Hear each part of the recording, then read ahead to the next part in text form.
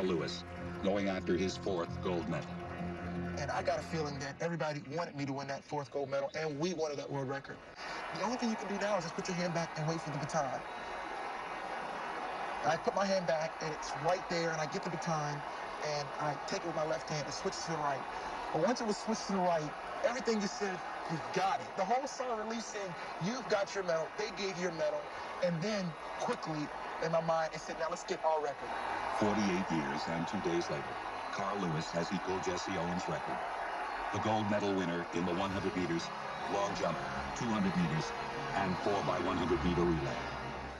I hope that my legacy is that I gave a voice to make everyone around me better. You know, so I hope that I am active enough in different areas through whatever I do as a coach, when I did try to help change our sport as a UN ambassador, that track and field, they don't look at me as like this great track athlete, but they look at me as someone that said, boy, they took his great ability and did something with it. That's really what it is. I'm using my track career to do the things that I think are important in my life. Good evening, ladies and gentlemen. What's up, Carl? There you are. I'd just like to say tonight, man, press on. Nothing in the world can take the place of persistence, talent. Talent will not take the place of persistence, but it does take the place of persistence because Carl Lewis, you have earned 10 medals. Let's give him a hand.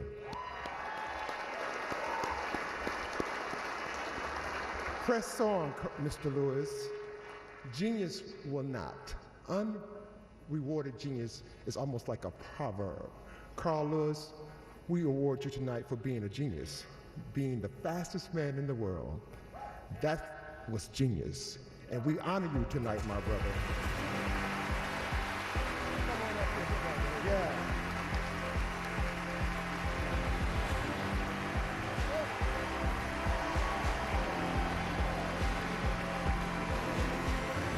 You know, it was about a little over 40 years ago that I walked on this campus. I didn't know anything about the city of Houston. I hadn't heard of the University of Houston. I hadn't heard of the University of Texas. I hadn't heard of A&M. And I know they're all in the house, but being a Southwest Conference guy, it only took me 2 months to know who to love and who to hate, okay? But then I started an 18-year journey at the University of Houston. And what was interesting is I had so many people in so many different situations. I helped recruit this young guy from Pennsylvania named Leo Burrell. But he was 18 years old, he came in. Tried to help him out a little bit, but then he ended up beating me. But if it wasn't for Leroy, there's no way I would have had the best medals of my career, because after 30, I set all my personal bests, and if it wasn't for him challenging me as a younger athlete, I wouldn't have kept going. Then Joe DeLoach, you know, you said 10 medals, but there are only 9, because there was a guy from U of H that I helped to come to U of H, and he beat me again too. So I always go and say, you know, they see all the great conferences and all the great schools in the world, and I said, but I only lost in Olympics once, and it was a U of H Cougar. How about that?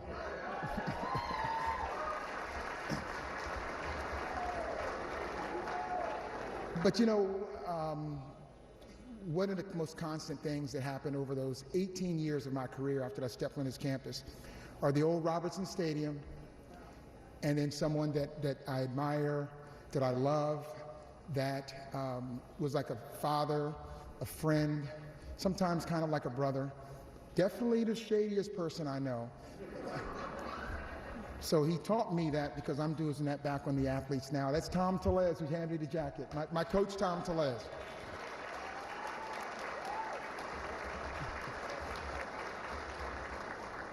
You know, he said something when I started coaching. I went to him and I said, well, I had no interest in doing this, so let me just try it. And 2 things he said. He said, okay, let's go to work. So we were visiting my mother's house, and in a few minutes, we were out in the street doing drills, trying to teach me how to start right in the street, right there. I said, we could wait till tomorrow to go to the track, but no, we got to do it right now. He said, I don't want to bother with you tomorrow, you know. But the other thing he said a few months later, he goes, man, I wish I knew then what I know now. And it taught me something about curiosity.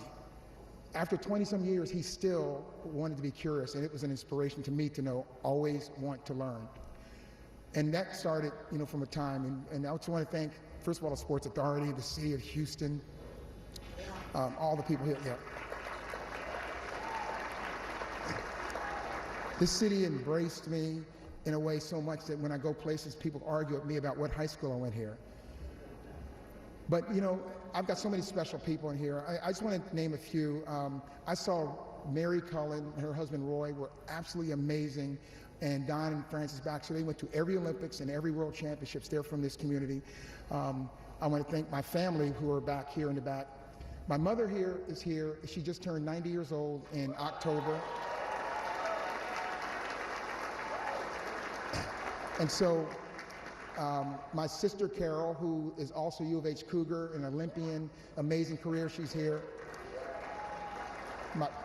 My brother, my older brother Cleve, that was my partner in crime, you know, when I really got going. We started our first apartment together, and I tell the kids, it was an old wavy waterbed and a black and white TV, my first apartment. So we've been together. And then my son, you know, my son Bakim, he's here as well. And he did a wonderful thing, gave me a beautiful, beautiful little granddaughter. So I'm going to thank him for being a great son and also a beautiful granddaughter. You know, when I was little, growing up in the 70s, I was always the smallest one in the family. I wasn't the fastest kid by any means. I never thought that I'd be anything more than kind of like a local athlete, but I dreamed. I watched TV. Every Olympic year, my father bought a new color TV.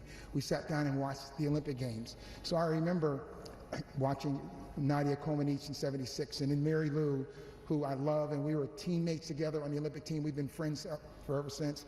And Rudy, one of the things that really connects us is that you not only coached and did a wonderful job for the Rockets, but a couple of my classmates were on those teams that you won championships with, and that's what I feel about, Clyde and Akeem. So I'm going to end this because the music's on by just, I've been to the Grammys. I just want to say, dream, little kids, dream. If I can make it, you can. Never stop dreaming because you can make it. And I'm dedicated to that.